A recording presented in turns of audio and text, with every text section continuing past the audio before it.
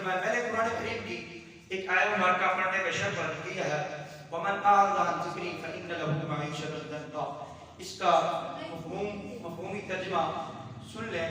وَمَنْ أَعْرَضَ عَنْ ذِكْرِي فَإِنَّ لَهُ، اللہ رب العزت جل جلالہ نے فرمایا کہ جس نے ہمارے ذکر سے منہ کو موڑ لیا، جس نے ہمارے ذکر سے منہ کو موڑ لیا فَإِنَّ لَهُ مَعِيشَةً ضَنكًا، تو پھر ہم اس کی معیشت، اس کی زندگی کو تنگ کر دیں گے، اس کی زندگی کو تنگ کر دیں گے.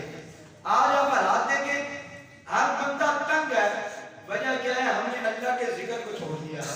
اب یہاں پر ایک اور مزید وضاحت کرتا چلوں کہ یہاں پر کہا گیا کہ وَمَنْ أَعْرَضَ عَنْ ذِكْرِي، جو میرے ذکر سے منہ کو موڑ لے، میرے ذکر کو پس پشت ڈال دے. تو یہاں سے علماء کرام فرماتے ہیں، بعض علماء نے ارشاد فرمایا کہ یہاں پر ذکر سے مراد اللہ کا ذکر ہے، جو ورد کرتے ہیں اللہ قال، اللہ کا ذکر کرتے ہیں، یہ ذکر مراد ہے. بعض مفسرین علماء نے فرمایا، لیکن جمہور مفسرین جو ہیں وہ اس بات کی طرف گئے ہیں، وہ کہتے ہیں یہاں سے ذکر سے مراد اللہ کا قرآن ہے. یہاں ذکر سے مراد اللہ کا قرآن ہے.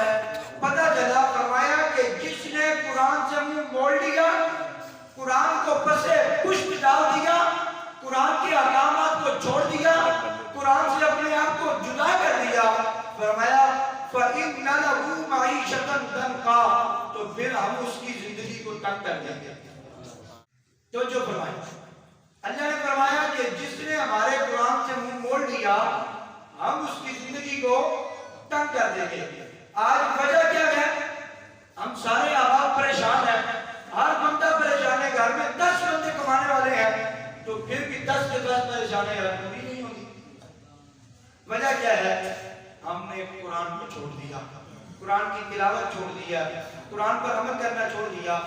اور آپ، میں تو اپنی بچپن کی بات سناتا ہوں. ہم دیکھتے تھے بچپن میں صبح کے ٹائم گھر والے سارے اٹھتے تھے، نماز پڑھ کے ہر بندہ قرآن کی تلاوت میں مصروف ہوتا تھا. نماز پڑھ کے ہر بندہ قرآن کھول کر قرآن کی تلاوت میں مصروف ہوتا تھا. اس وقت عالم یہ تھا کہ ایک بندہ کمانے والا ہے تو 10 کھانے والے ہیں، تو پھر بھی وافر ہے، پھر بھی وافر ہے. اور آج گھر میں 10 بندے مل کر بھی کمائیں، ایک بندہ غالب جو گھر میں اکیلا بیٹھا ہے اس کو نہیں کھلا سکتے. وجہ صرف یہ ہے کہ قرآن کو ہم نے بھلا دیا ہے.